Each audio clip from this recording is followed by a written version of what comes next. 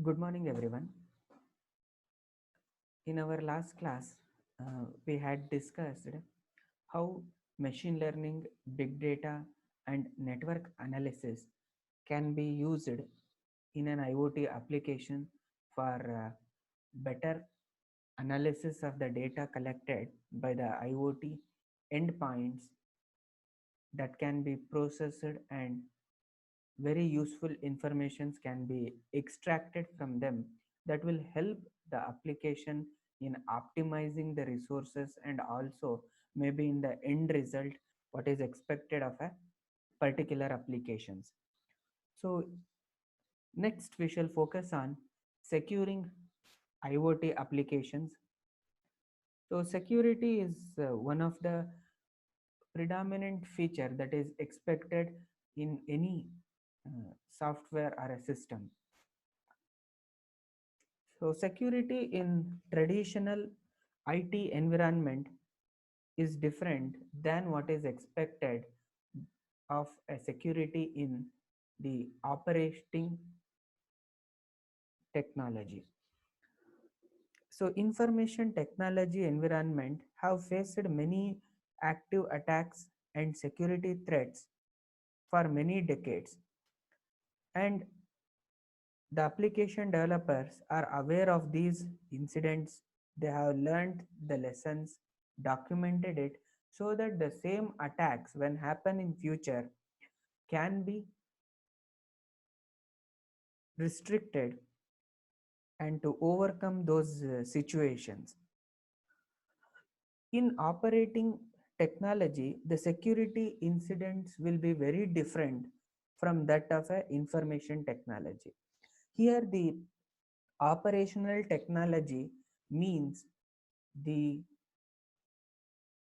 manufacturing instruments, components, machines, furnaces, thermal devices. It includes everything. So those set of manufacturing components comes under the operational technology, whereas our traditional computing systems, our maybe our desktop systems, servers, cloud, so they all come under information technology. So here when we are discussing the security of IoT, so it is mainly the operational technology environment. So traditionally what happened is the connection of these machines to internet or outside world was very limited. So a security threat will occur only if the device is connected to any of the outside network component. If a system is not connected to a internet or intranet, then there will be no threat from outside environment. Then the only possible threat that can occur to a system is through the media devices which we plug, maybe through a USB device.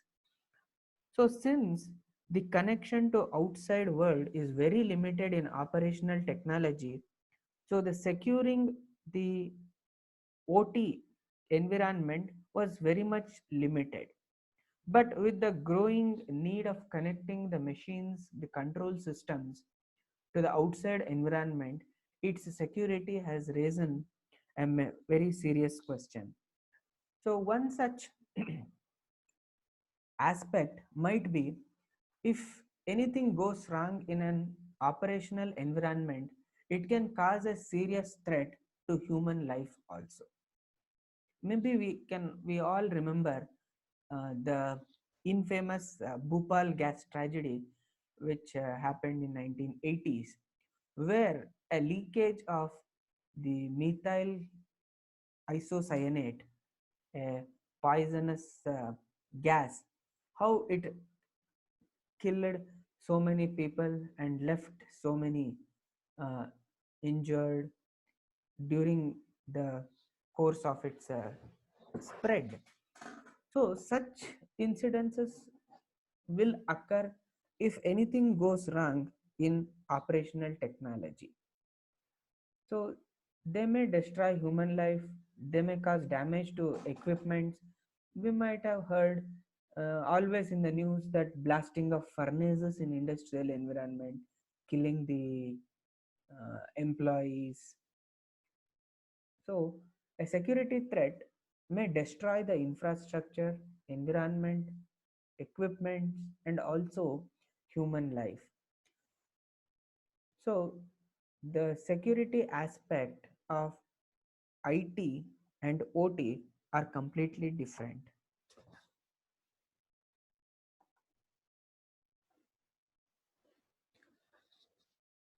And another example of OT security is a very famous Iranian nuclear power plant project. So, when Iran was building the nuclear power plant, the malware or bot called as a Stuxnet, so it damaged the entire uranium enrichment systems. So, due to which the entire Iranian nuclear power program was a great failure. And it is believed that this bot, that is Stuxnet, uh, that was deployed using the USB memory sticks.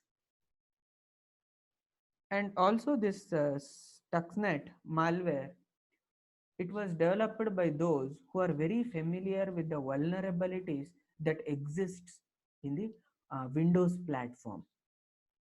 So another example would be in a German sewage control system, or in the sewage control system in Australia.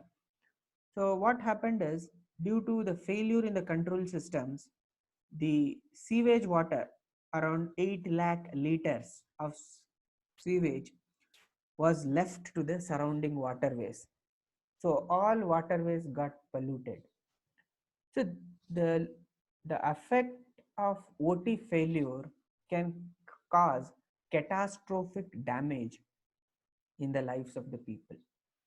So maybe another example is a damaged furnace in a German manufacturing unit.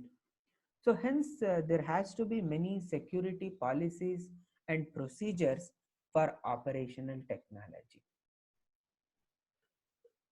So another aspect of security in also include operational interruptions. So what if the device stops functioning? Even though it may not cause a damage to environment, people or infrastructure, its operation may stop. So that is also one sort of security challenge. So the control systems of Ukrainian power distribution was once remotely accessed by the attackers. So when a power distribution control system is attacked, then the entire power grid will collapse. So if power grid collapse, we are all aware how industries, people, home, automation systems, so all those things are dependent on electricity. So that is also one of the security challenge that exists in control systems of operational technology. So historically, if we look at all the attacks and analyze, all attackers are skilled individuals who have the deep knowledge of the technology and the system they are working on. They, after knowing the technology and the system perfectly and thoroughly, they will attack it. Because if they have the sufficient knowledge, then they will be knowing the vulnerabilities in the software, the loopholes in the system. Maybe a famous one is said, in security, the weakest link is not devices, it is a human manpower. And most of us uh, in a network, we have several devices like modems, switch, hub, router. For all those things, we leave the default password admin as it is. So that is a human failure. Is it the mistake of the technology? Just because one person didn't change the password. So there is a evolution, ever increasing IT technology in operational technology space, where the security which is already present in information technology can be brought into operational technology, so that the communication in operational technologies is also secure. So the if we look at history of operational technology, they use many very old protocols when nobody was thinking about the security first. So when we look at how the evolutions of software systems happened, the predominantly the importance or priority was given to the functionality, the platform on which it is being developed, how memory can be conserved in developing it, how hardware can be minimized. So the priority was different. But today the priorities are different. Today nobody cares about memory because we have abundant amount of memory that can be accomplished in any application. So security was not thought when legacy protocols were developed. So this means attackers with very less knowledge or with very less technical capability can launch the cyber attacks, increase the frequency of attacks, and cause overall threat to the entire operating environment. So the isolation between industrial network and a traditional IT is often referred as a air gap. It suggests that there is no link between the IT and the industrial network. So industrial network means it is a network to which all the components are machines connected. So most of the industrial systems which we have today, their components have limited security elements because they were all designed to adhere to some published uh, open standards. And also these devices are proprietary in nature, means that the threat from outside world was very unlikely to occur, and it was rarely addressed in operational technology environments. So this is a vulnerability disclosures that has happened in industrial control. So if you look at the graph from 2010 to 2015, also the vulnerability disclosures are increasing. So sometimes what happens, there will be attacks, but no one will get to know that there is an attack, and reporting of that attack will also not happen. So there are few challenges in operational technology security. So they include erosion of network architecture. So there are two major challenges in securing the OT environment. So that is the initial designing of the architecture and the ongoing maintenance. So in initial design, the challenges always arise from the concept of network. So they all believe and that the network is safe because there is a physical separation between the enterprise, or there is no connectivity with the outside world, and the assumption that the attacker will not have the sufficient knowledge to carry out the security attacks. So whenever an operational technology is developed, so they are always deployed with the thought that the whatever instruments, machines, equipments they are going to deploy, they will be in working condition for a very long duration of time, maybe some 15 to 20 years. So, and the change in that architecture is also very, very minimum. So once a machine is deployed, it is unlikely that it gets changed during the course of its lifetime. So from a security design perspective, so it is better to know the communication path that are insecure rather than knowing that actual communication path doesn't exist at all. So there is an organic growth that has led to the miscalculation of expanding network and introduction of wireless communication in a standalone fashion without considering the impact of the security in the original design, because the original operational technology doesn't consider security at all. So the uncontrolled or poorly controlled operational technology network in many cases over a period of time have led to the weaker or inadequate security systems. So in many industries, the control system will consist of a package, skids, component that are self-contained, integrated, and autonomous portions of the network. So if these packages are not tightly integrated into overall control system, then the network management tools or security applications will not be able to handle the security issues or attacks that may happen on these semi-autonomous portions, and that will lead to a potential risk on the entire OT network. So another challenge that exists in OT includes pervasive legacy systems.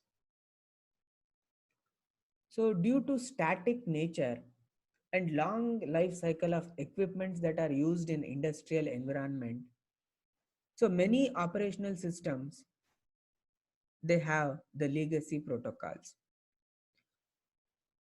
For example, if we look at the power systems,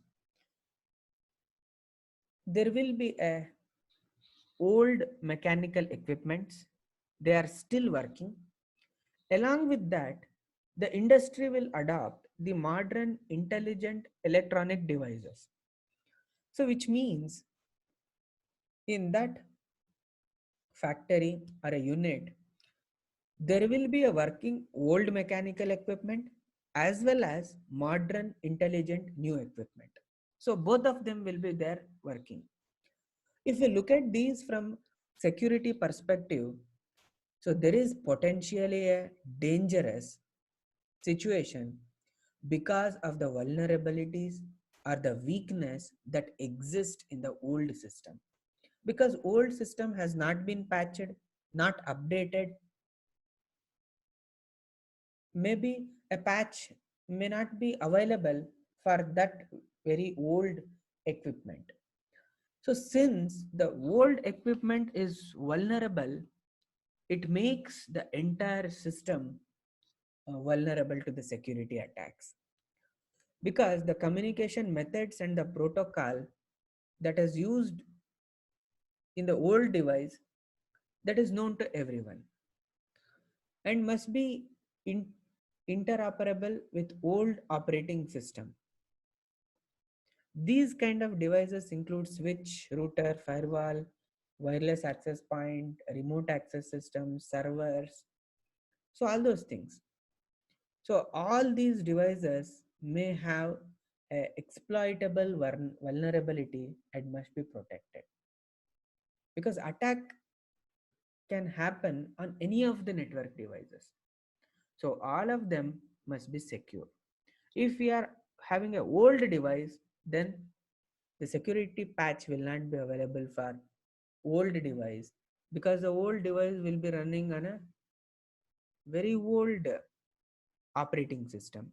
That operating system will cease to exist in the market in modern era.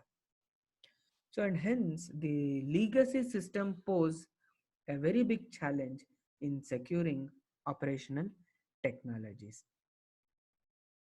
So, for this purpose, in industrial protocols like supervisory control and data acquisition, so particularly the older version suffer many security issues.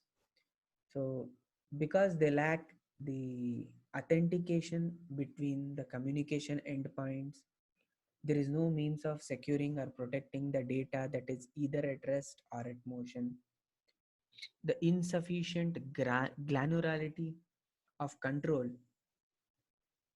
about the users when the data is broadcasted, that is also not available. So these legacy protocols makes the entire application vulnerable to attacks.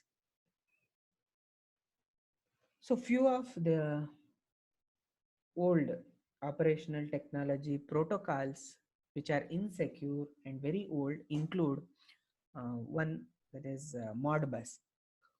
So Modbus is a commonly used industrial protocol which is effectively used in utilities and manufacturing environment. So it is either serial or TCP/IP based. So many variants are available. So this particular protocol was first created by a vendor called as Programmable Logic Controller. So that is Modicon in 1970s. So it is one of the most widely used protocols in industry deployments, and it is developed, maintained, and governed by the Modbus organization. So authentication of communicating endpoints mm, is not available in this protocol because it would allow an inappropriate sender to send the command to the recipient. So there is no way to identify the sender in this particular protocol. So here in this, a message to reach its destination, it needs nothing more than the address of the recipient and also a function call that is sufficient to send the messages. So there is no way to guarantee about the legitimate sender who is sending the information. So Modbus is based on the serial communication. So when we use serial communication, which means one bit after another bit, so providing security for such communication becomes complex. So the ability to stop broadcast function doesn't exist in many of the versions of this particular protocol. And also validation of the message content is not performed in the application. Instead, this entire protocol depends on the network stack to perform the validation process. Of course, using this particular protocol uh, will be a serious threat from security perspective.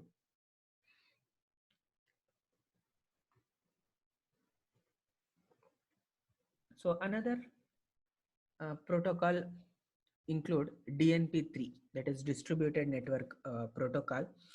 This particular protocol is used in so multiple deployment scenarios in industries. So it is common in utilities, and also it is found in discrete and continuous process systems like ICS, SCADA protocol, and it is intended for serial communication between the controllers and simple improvised electronic devices. There is an explicit secure version of DNP3, but there also remain many insecure implementations of DNP3 also.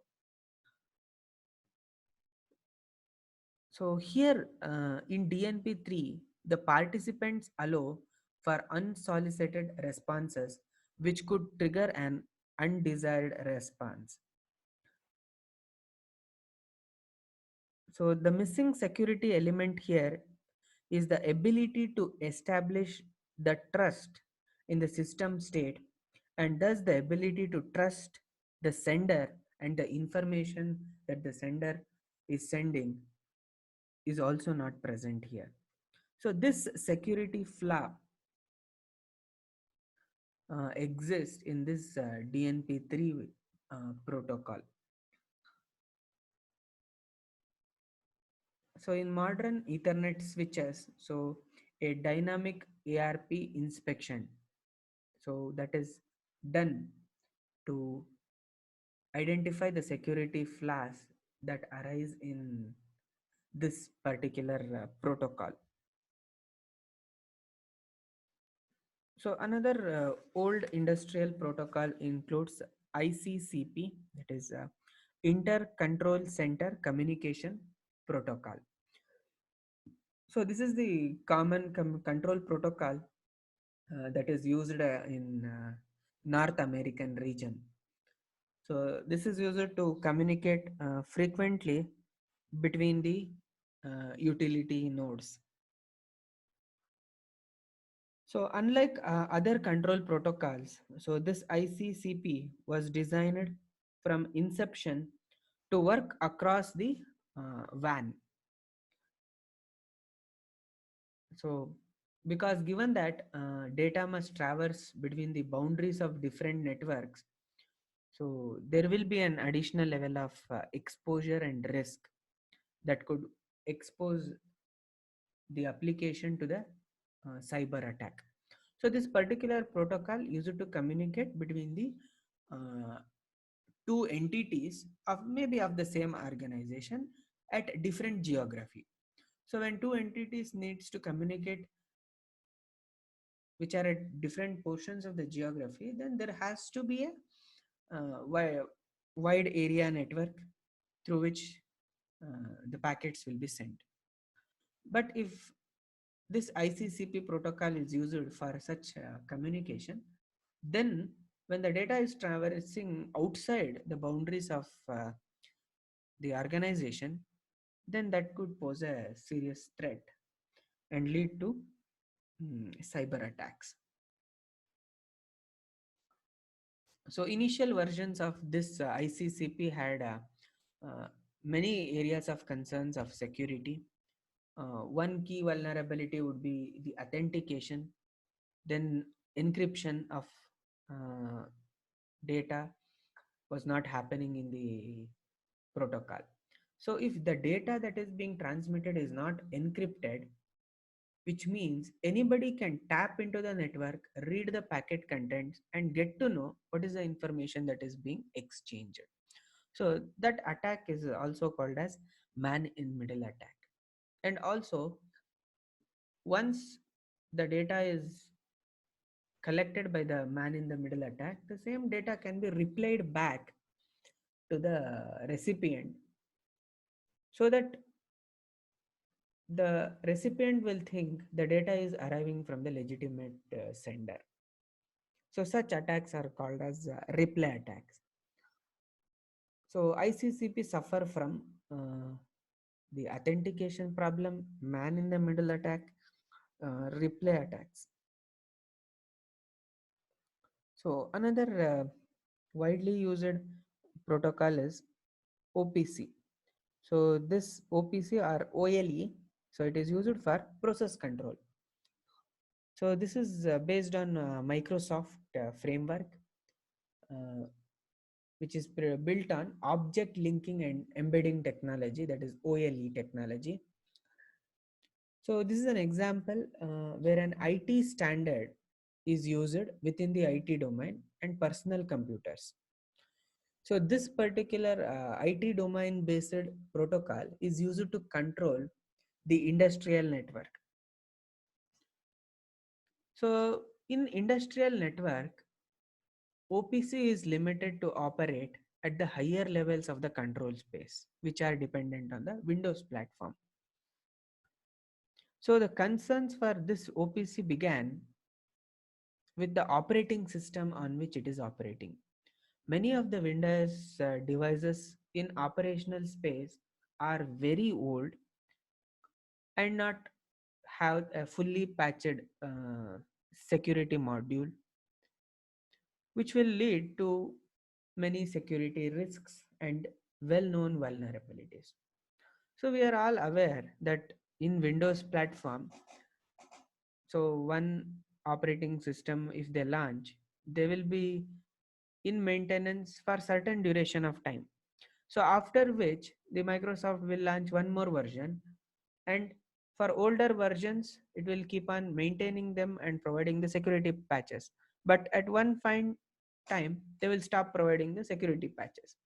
But if this same Windows platform is used in OT environment, the OT environment will be operational for very long duration of time, maybe 10 years, 20 years, and 30 years.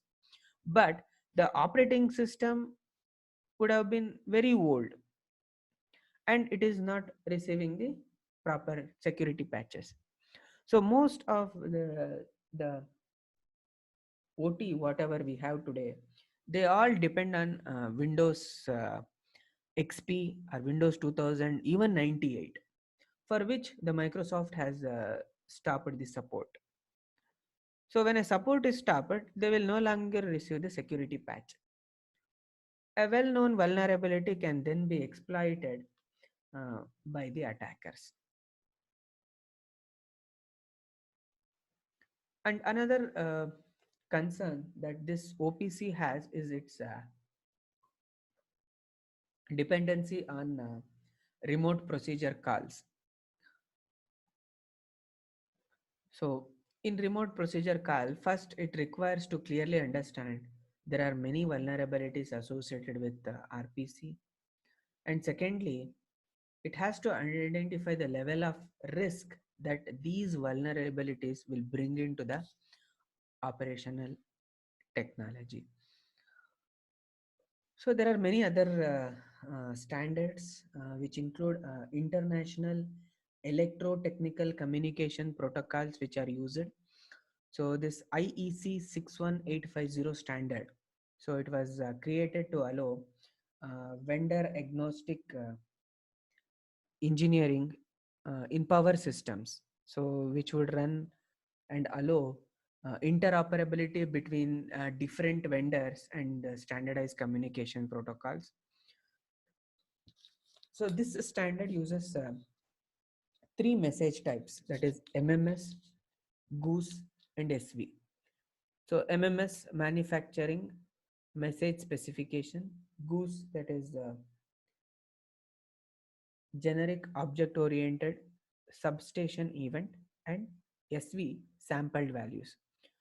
So web service is another fourth protocol that is later on added to this IEC tech standard. So MMS, it is a client server based protocol that works on TCP/IP, operates at layer 3 of the TCP/IP architecture, and also it provides the same functionality as SCADA protocols and Modbus, which we discussed earlier. Another message include Goose. It's a layer 2 protocol that operates in MAC layer of TCP/IP. It operates via multicast over the Ethernet. So this particular protocol allow improvised electronic devices to exchange data horizontally between the base and between the substations. So this particular protocol is usually used in interlocking, measurement, and tripping signals. And the last message type include the SV. So this is again a layer 2 protocol in MAC, which supports multicast. So it carries the voltage and current samples. So it is typically used on a process bus, but it can also be used on a station bus. So these are predominantly used in power systems. So both these Goose and SV, so they operate on publisher subscriber model, and it has no reliability mechanism to ensure that the data is received by the intended receiver, which means there is no acknowledgement system in this message type of IEC protocol. So there are few other protocols. Some are vendor specific. So there is one such framework, that is Prude, Prude model of control hierarchy. So this is again a standard developed by Cisco Systems. Uh, So it is a layered architecture. So it has several zones, that is enterprise zone, manufacturing zone, cell bar area zone, and the safety zone. So there are six different levels of security from level 0 to level 5.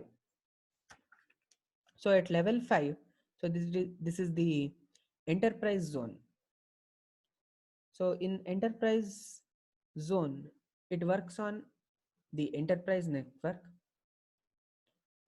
So at corporate level applications, maybe enterprise resource planning, customer relationship management, document management, and it will have the services such as internet access, virtual private network entry to the outside world.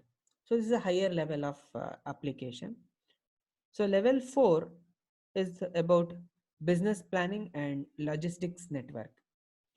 So here the IT service will be utilized for providing many features that include scheduling, material flow application, optimization, planning systems, and local IT services such as emailing, printing, security monitoring, all those things. And in the level 3, that is operational zone. Here in between at level 3 and level 4, we can have DMZ, that is demilitarized zones are also present. So in demilitarized zone means it is a buffer zone where the services and data can be shared between the operational and enterprise zones. So it allows for easy segmentation of organizational control.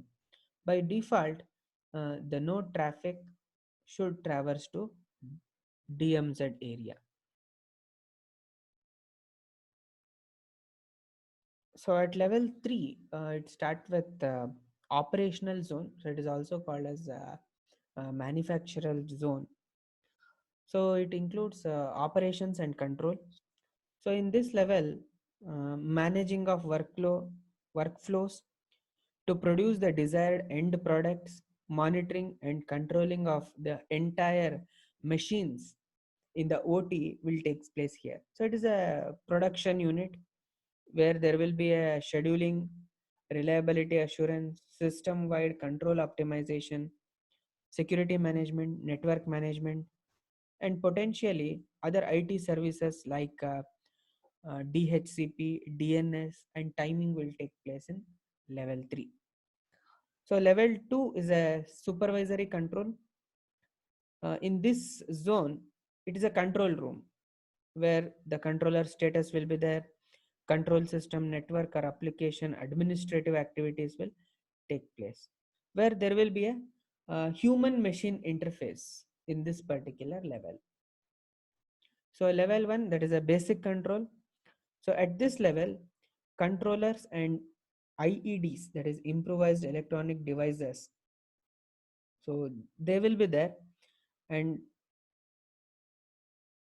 the controllers and IEDs will communicate with each other and will run and host all the control functionalities.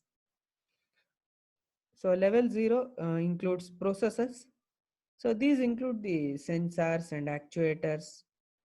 If we look at the machines, so it includes the drives, motors, and robotic communication controllers. So once we have all the sensors, everything, the next stage will be the safety zone. So that is called as safety critical zones. So in this zone, it includes sensor and other equipments that are used to manage the safety functions of the control systems.